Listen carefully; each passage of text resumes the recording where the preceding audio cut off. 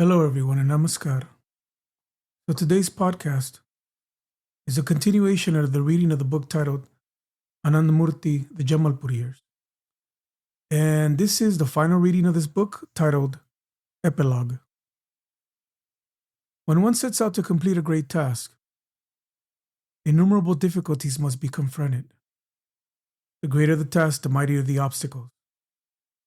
That is why the person who wants to perform noble deeds must be ready to face opposition from the very outset.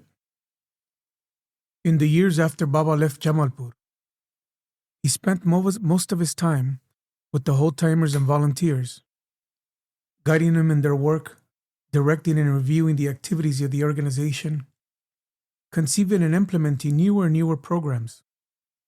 The road was now open for Anandamarga to become a powerful influence in Indian society.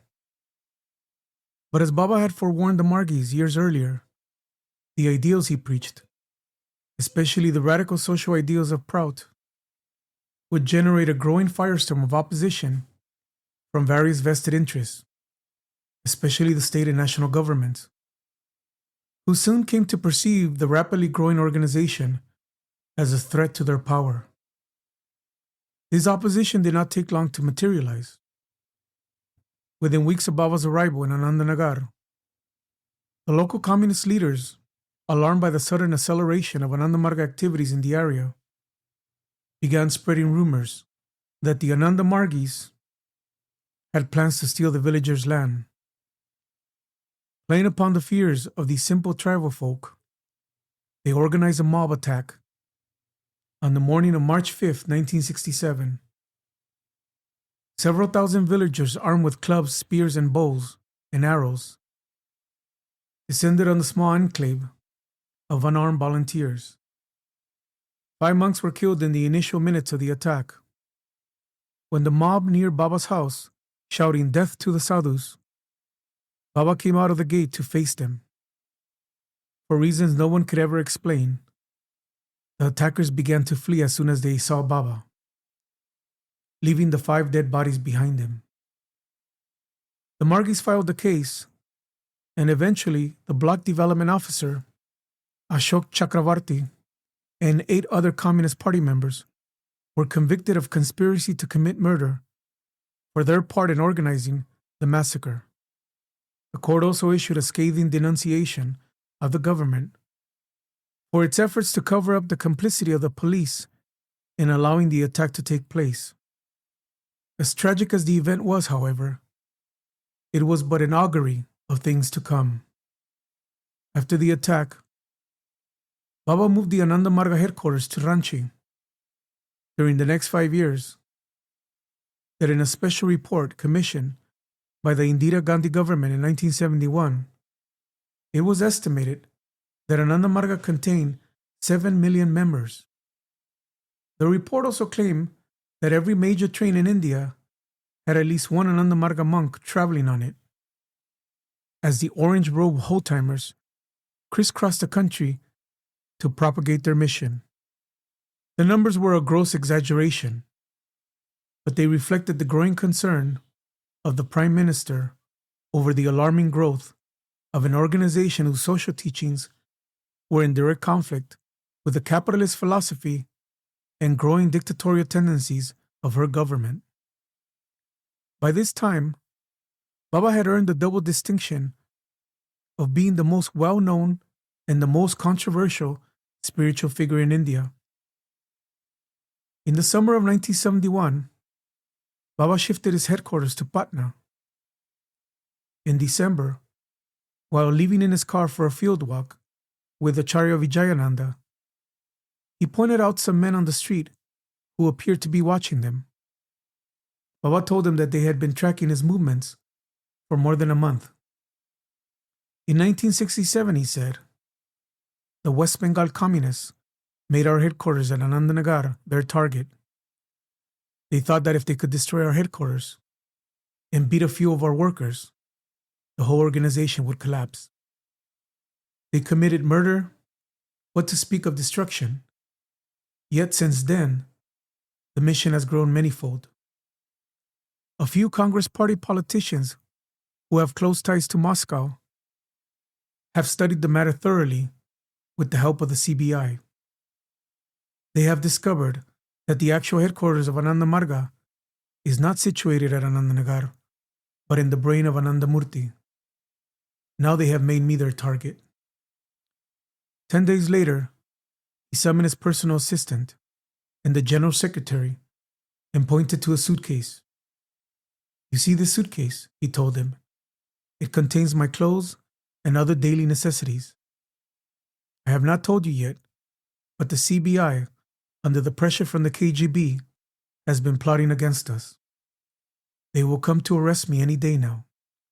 When they come, don't leave this suitcase behind. When they arrest me, they won't spare the general secretary either, so you should also get ready." Baba smiled at the shocked looks on their faces. "Don't worry. This time the fight between virtue and vice will be something to behold. But in time you will see that all their plots and intrigues will be thwarted. As you watch the drama play itself out, keep in mind that the workings of Dharma are very subtle. They will do their best to stop us, but nobody can stop the progress of Anandamarga." Baba was arrested on conspiracy charges on December 28, 1971, at 5 in the morning. When the CBI arrived at his house, he was ready and waiting with his suitcase in his hands. It would take the government more than 4 years to begin their trial, during which they conducted a public smear campaign against Anandamurti and Anandamarga, accusing both the organization and its leader of everything from homosexuality to murder, without producing any evidence to substantiate their claims. It was a trial they had hoped would never begin. On February 12, 1973, under secret orders from the CBI, prison physician Dr. Rahmatullah administered what should have been a lethal overdose of barbiturates on the pretext that it was a medicine prescribed by the Patna civil surgeon. Baba went into convulsions and remained in a coma. Contrary to expectations, however, he did not die. As soon as he regained consciousness, he filed a complaint against the prison doctor and informed his disciples, who then alerted the press. Thereafter, he refused to take any food supplied by the prison.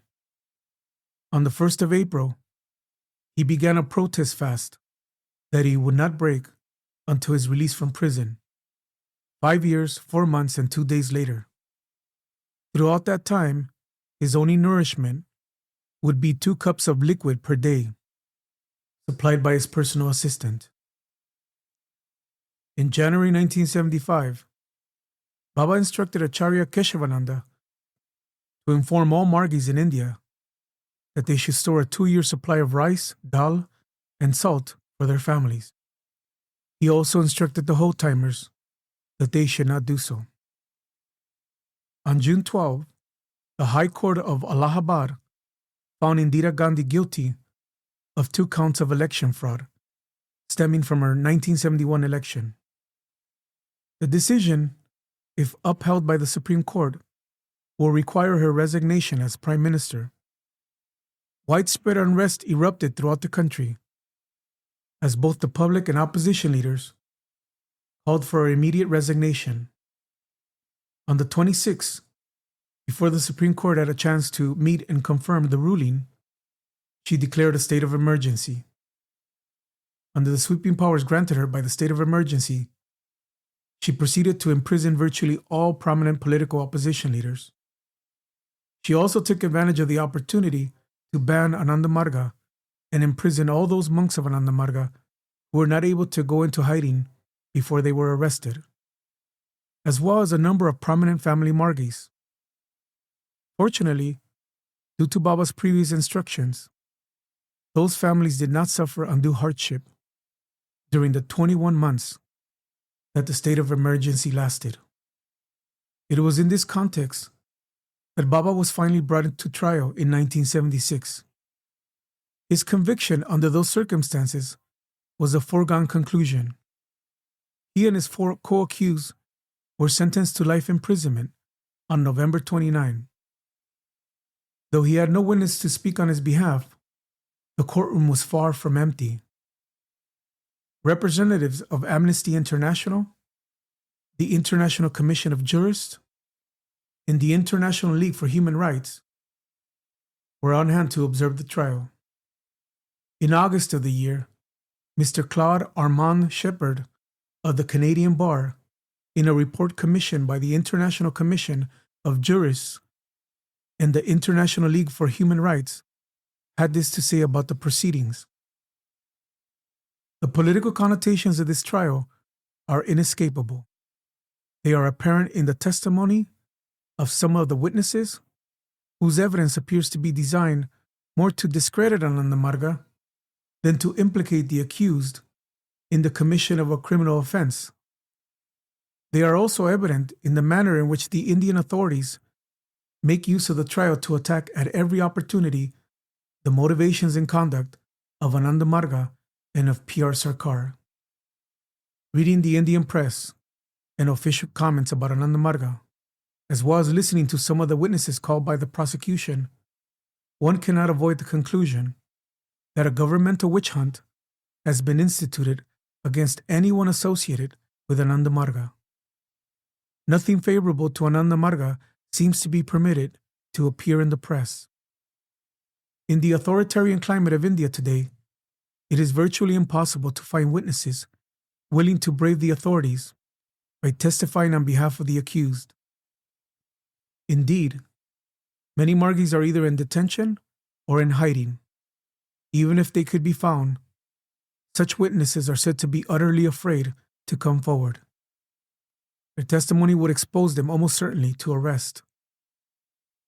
In other words, the accused not only have arrayed against them the entire power of the Indian police establishment, but even if they had all funds necessary to prepare an adequate defense, it is highly unlikely that they could find, or if they found them, could produce witnesses willing to testify on their behalf.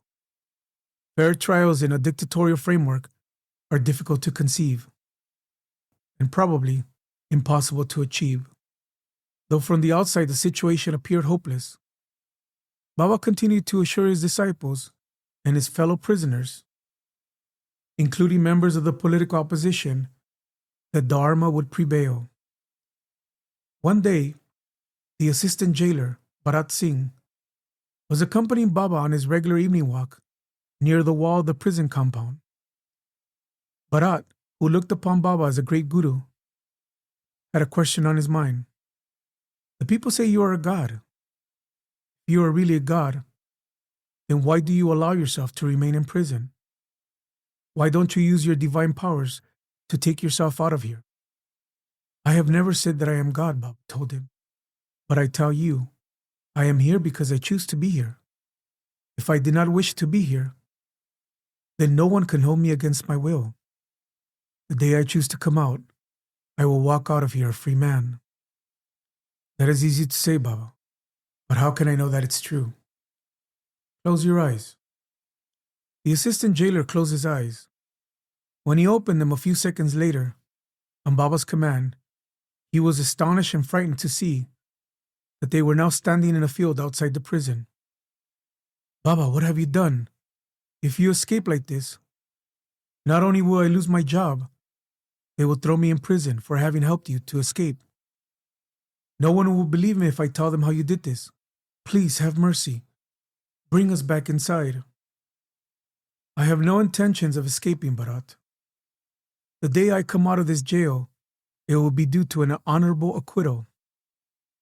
I only wanted to show you that no one can hold me against my will. Now close your eyes. When Bharat opened them again, they were back inside the prison.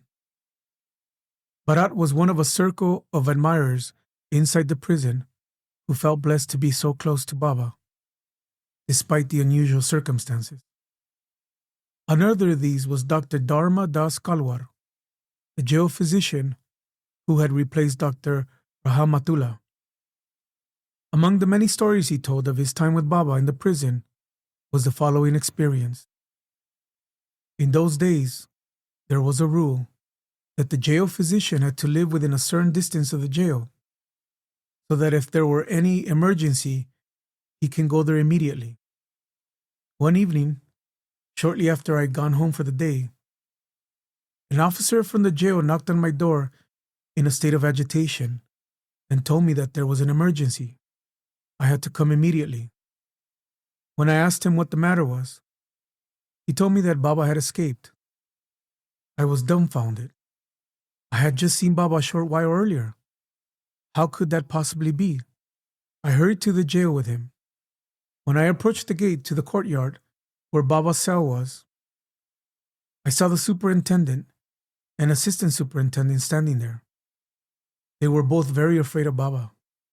They considered him a great tantric and would never approach him if I was not there, or one of the other officials who were close to Baba. When I reached there, he told me that Baba was not in his cell. Actually, they had not approached the doorway to verify the fact. They were too afraid. That is why they called me. They wanted me to go in and check if Baba was there. You see, from the gate, you can't see in through the open doorway of Baba's cell. You can see his cot, but there are blind spots. I passed the gate, and as I approached the doorway, I saw a soft light coming from the room. When I looked in, I saw that Baba was floating in the air near the ceiling in meditation. The light was coming from his body. I was so astonished, I didn't know what to think. I must have blinked my eyes, for in the next moment, Baba was back on his cot, still in meditation posture. I blurted out something like, "Baba, what was that?" "Be quiet," he told me. I went back to the superintendent and said, "Why did you call me here? Baba is sitting on his cot, meditating." In 1977, with international pressure mounting, Indira Gandhi agreed to hold free elections, for which she was forced to let the opposition leaders out of jail. In her arrogance, she misjudged the acumen of her opponents and the level of public mistrust of her administration. Rather than rejoin their different parties, always numerous in the Indian political system, they banded together and contested the elections from a single platform, which they named the Janta Party, the People's Party. Gandhi lost the election, a state of emergency was lifted, and the thousands of Anandamarga monks and family people who had been detained for nearly 2 years were released, many having been severely tortured during their incarceration. The judgment against Baba was overturned on appeal, and he was declared innocent of all charges, as he had promised everyone he would be. On the day of his release, more than 50,000 devotees showed up to receive him. The police blocked off traffic from the train station to the Bankipur jail gate, a distance of approximately 300 meters. Some of the incoming trains were so crowded with devotees that some of them had to ride on top of the trains because they could not fit into the compartments. In some cases, whole villages made the trip. That night, on the veranda of his house, Baba had reminded the devotees of what he had said at the time of his arrest. In the end, Dharma always prevails. In the years that followed, the opposition to Baba and Anandamarga gradually died down, especially as the scope of the many service projects continued to expand and attract nationwide and sometimes worldwide attention. The last major incident occurred in April 1982, when a group of 17 young monks and nuns, all of them teachers in Anandamarga schools attending an education conference in Calcutta, were brutally murdered in broad daylight in front of hundreds of witnesses. Once again, the culprits were local communist leaders who had whipped up mob sentiment by accusing the Anandamarga sannyasis of kidnapping young children. The brutal murders, in which the monks and nuns were attacked with clubs and knives and then set on fire, were widely condemned in the Indian press. and occasion a wave of public sympathy for the much maligned organization. The last years of Baba's life were spent in Calcutta, though he periodically toured India to conduct DMC programs. As always, he was extremely busy overseeing the work of his organization, which by now had spread to nearly every country of the world. His lectures and dictations during this time were compiled into numerous books, including The Liberation of Intellect, Neo-Humanism, and Microvita, both of which began to attract attention in academic circles. In September 1982, he began composing devotional songs. Over the next 8 years, he would compose 5,018 songs, which collectively became known as Pravat Sangeet. In 1990, he began to undergo health problems stemming from the after effects of his poisoning, including diabetes and high blood pressure. His personal assistant, Acharya Keshavananda, described his final hours and the days leading up to them. Since August, he was clearly in a hurry. He spent very little time alone. Instead, he was calling frequent group and individual meetings. Over the last weeks, many times in the wee hours of the morning, say at 3 or at 4, he would wake me and instruct me to call certain whole-timers. The first time it happened, I told them it was 3 o'clock.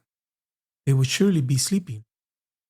He became angry and said that if those whole-timers were not here within 10 minutes, then he would not have a chance to give them the program that was in his mind. Of course, I got them. We all became exhausted by his speed, but instead of slowing down, he accelerated. Sometimes we talked among ourselves, wondering about the cause of his haste. No one, however, came close to imagining that he was busy putting the final touches to his life's work. 1 week before his departure, Baba gave Kabbalic initiation to the largest number of whole-timers ever. He requested 100. Because he had always been very selective in approving whole-timers for this purpose, we were not prepared and could only round up 79. He always rejected more applicants than he approved.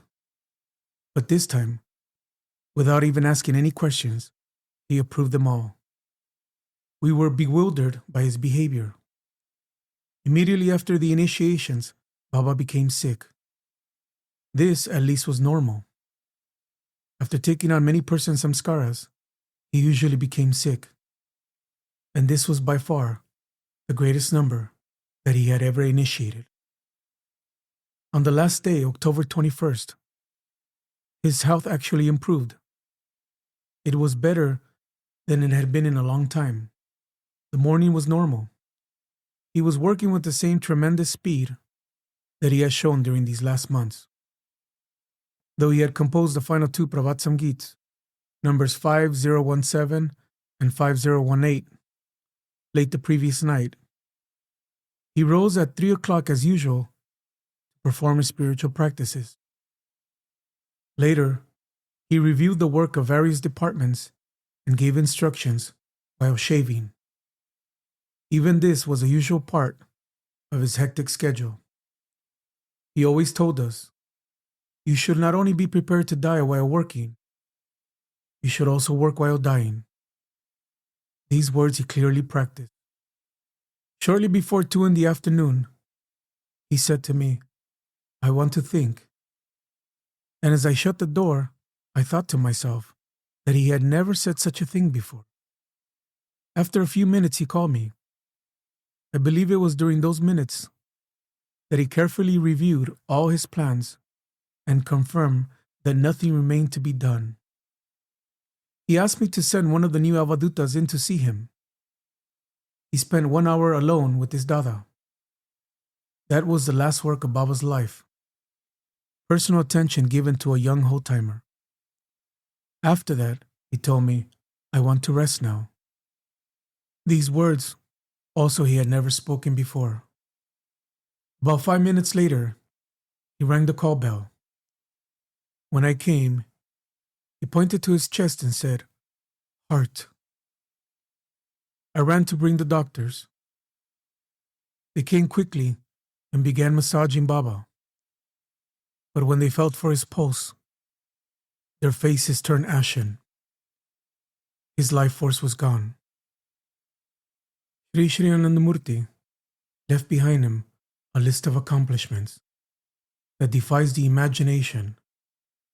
Hundreds of thousands of devoted disciples, a global organization with centers and service projects in virtually every country of the world, a comprehensive spiritual and social philosophy, more than 200 books covering diverse topics from linguistic studies to children's stories to philosophy, over 5,000 devotional songs.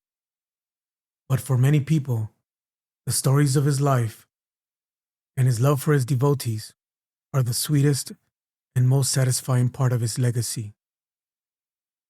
They are the stories we can come back to over and over again when we are in need of inspiration. Stories that can move us to laughter and to tears. Stories that can give birth within us to the greatest of all human emotions, devotion for God. They are stories that can sometimes even save us when it appears that nothing else can. Early in 2004, Acharya Kayananda was diagnosed with cancer of the liver, stomach, and bone marrow. He was given chemotherapy, but the doctors held out little hope for his survival. In the first week of June, shortly before his third chemo treatment, Acharya Pranabatmakananda approached him and requested him to tell his Baba stories so that he can record them for posterity. For the past week, Kayananda had been suffering from terrible stomach pains, and for months he had had a burning sensation in his liver. Wishing only to be left alone with his pain, Kayananda became angry and shouted for him to leave the room. All these years, he thought, and he never once came to record my Baba stories. And now that I am dying, he comes like a vulture, waiting to pick my bones. Yet, despite the verbal abuse, Pranabatmakananda would not desist. He continued to press Akayananda until finally the alien monk agreed to talk for 5 minutes. Those 5 minutes, however, turned into 3 hours. By the time Pranabatmakananda asked him to stop, concerned about the strain on his health, Akayananda was feeling better than he had in months.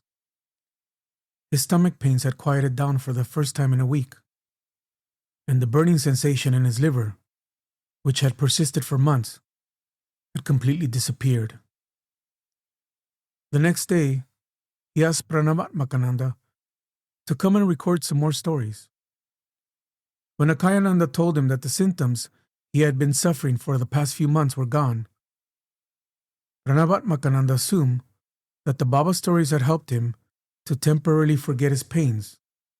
But when the doctors examined him a few days later, they found that the cancer was gone. As of the writing of this epilogue, more than 5 years later, it has not returned. Whatever power those stories have, the power to heal, the power to instruct, the power to lift our spirits, I hope we may all feel it. And as we do, may we be aware of the boundless love from which it springs, the love that prompts the devotees to sing, "I do not know you, but still I am in love with you." Rabat Sangeet, number 3207. Thank you.